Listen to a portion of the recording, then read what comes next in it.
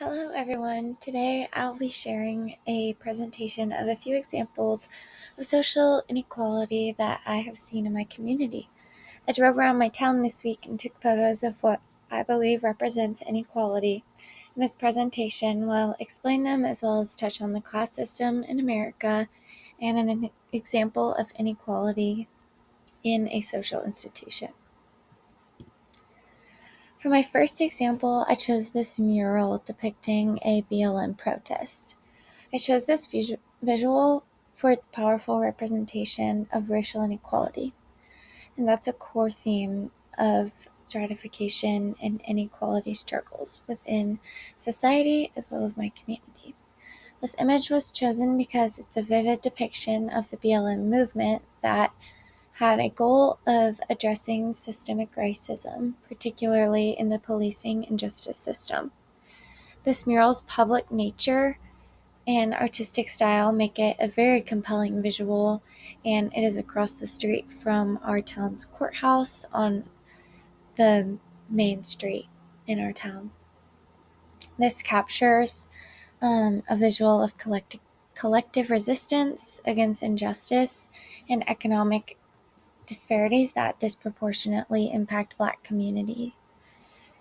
This mural is illustrating social inequality by highlighting systemic racism that are seen in all of the slogans within the mural. Specifically, one of the most pressing ones is the slogan that says, "The children are watching." This points to an ongoing outcry against violence and the impact it has on future generations. This mural also reflects a statistic in the criminal justice system that Black Americans are incarcerated at nearly 5 times the rate of white Americans. So this represents a broader disparity in our society.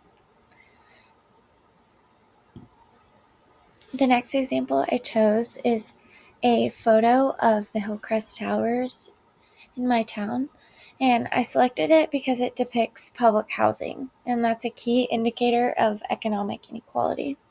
This image aligns with inequality by illustrating how housing disparities can reflect a broader social stratification. It represents socioeconomic divides. It shows a multi-story apartment complex that's often associated with lower income residents, and it really contrasts with the wealthier housing options that are in the surrounding neighborhoods and honestly just across the street. This sign provides context that the housing is government subsidized living, and that just shows systemic efforts to address inequality, but there are persistent gaps in that. It shows the conditions tied to public housing where residents can face limited access to education and healthcare and economic opportunities. And this apartment represents a segment of society that is reliant on such subsidized housing due to financial barriers. And a statistic that backs this up is that the U.S. poverty rate was 11.5% in 2024, according to the U.S. Census Bureau. Another part of this photo that represents inequality is the stark and utilitarian design of the building that completely contrasts with the surrounding affluent neighborhood.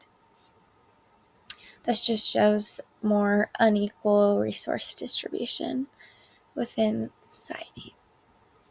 The next example I chose is a piece of graffiti that reads "Kill the Rich." This is on a bridge next to a walking trail I was on.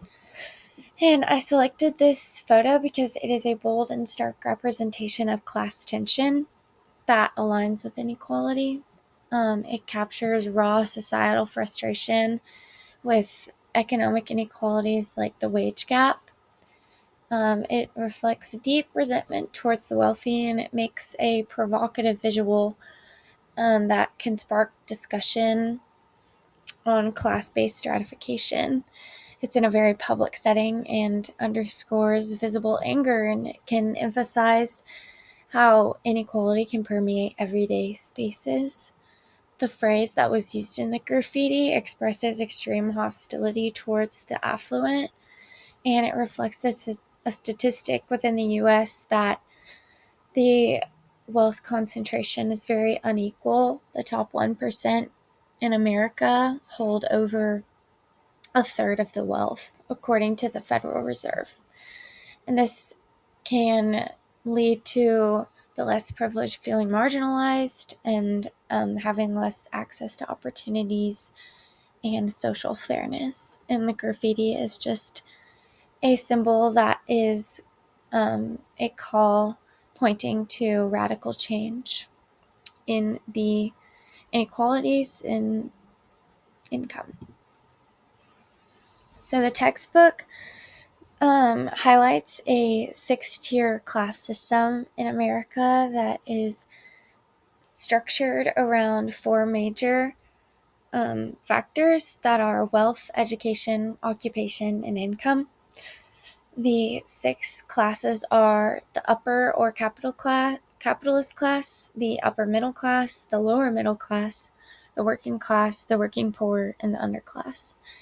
And we can see that the level of education is directly tied to the level of income and the level of skill required for a job. And we can see that the smallest class holds the majority of the wealth and influence, and the roles that each class holds differ in importance and societal weight, with the upper and capitalist class holding some of the most important and predominant influential jobs within the country. The example of inequality that I chose is in the housing sector. One of the prominent forms of class inequality in the U.S. is within the housing system. And this housing segregation can be caused by socioeconomic status, where access to quality housing is heavily stratified by income and wealth.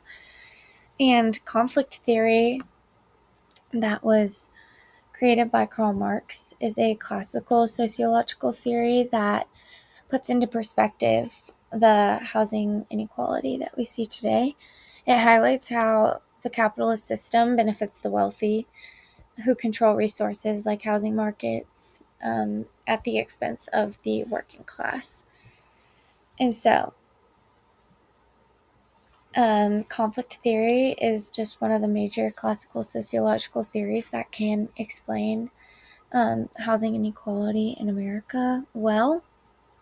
And one of the major suggestions I have to strengthen the resilience of our housing system is just to strengthen the enforcement of the Fair Housing Act to combat discriminatory practices like redlining, which is what landlords and developers do to prioritize profit by building luxury houses over more affordable places.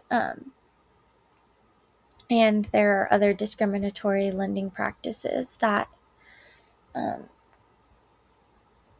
add to redlining problems. And that is my major suggestion.